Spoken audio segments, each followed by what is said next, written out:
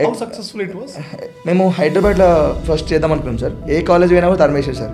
అంటే ప్రిన్సిపల్స్కి ఎక్స్ప్లెయిన్ చేసిన కొన్ని కాలేజ్కి పోయి మా కాడ లేని ప్రొడక్ట్సా, మేము చేయని ప్రొడక్ట్సా, మాకు ఇంత పెద్ద ఆర్గనైజేషన్ ఉంది, మా దగ్గర 1,00,000 మంది స్టూడెంట్స్ అవుతున్నారు అంటే ఎవెన్చువల్గా అదే జరుగుతుంది తెలుసు నాకు. కాకపోతే ఏంటంటే ఫస్ట్ ట్రై చేద్దాం, వాళ్ళ ఇంటెన్షన్ ఏంటో చూద్దాం అని చెప్పేసి. స్కూల్ స్టూడెంట్స్కి అర్థం కాదు, పేరెంట్స్ కూడా అర్థం కాదు. ర్యాంక్ వచ్చినాక విషయం కదా, ఇది ర్యాంక్ రాముందుకు అర్థం కాదు అని చెప్పేసి నాకు కూడా తెలిసిపోయింది. సో అప్పుడు కాలేజ్ వాళ్ళకి చెప్పాలి, కాలేజ్ ఓనర్స్కి ప్రిన్సిపల్స్కి చెప్పాలని చెప్పి రీచ్ అవుట్ అయినా. హైదరాబాద్లో వర్కౌట్ అవ్వాలి కానీ సార్ టైర్ 2 సిటీస్లో వాళ్ళకి అర్థమైంది ఆ ప్రాబ్లం ఏంది. నిజంగా నేను ఎక్స్ప్లెయిన్ చేసినప్పుడు విన్నర్ వాళ్ళు, ఇక్కడ ఉన్న వాళ్ళు వినలేదు అసలు ఫస్ట్. తర్వాత కొన్ని ఆదిలాబాద్, వరంగల్ నా టీచర్స్ అంటే ఇక్కడ ఇంజనీరింగ్ కాలేజ్ టీచర్స్ కొంతమంది వాళ్ళే కాల్ చేసి వాళ్ళ కొలీగ్స్కి, వాళ్ళ ఊళ్ళో ఉన్న వాళ్ళకి ఫ్రెండ్స్కి చెప్పినారు. వాళ్ళందరూ టీచర్స్ ఉండే అక్కడ. సో అట్లా వివ్ స్కేల్డ్. నేను అన్ని కాలేజ్కి పిక్చర్స్ ఇచ్చిన కాలేజెస్ ఎట్లుంటుండే అంటే నువ్వు ఎంత అడుగుతున్నావు చెప్పు అన్నారు. నువ్వు 200 per స్టూడెంట్ తీసుకుంటే సార్ అంటే మాకు అప్పుడు 200 చాలా ఎక్కువ ఉంటుండే. నేను కౌంట్ చేసుకుంటే 1000 మంది 20,000, 30,000, ₹1,00,000 పోతుంది. అంత మాకు ఒకటి ఇస్తాడు అనుకొని నేను 200 అని చెప్పిన. సార్ అక్కడ నువ్వు ఏం చెప్పేదంటే నువ్వు 300 తీసుకొని నాకు ₹50 ఇచ్చి నువ్వు 250 తీసుకోనేది.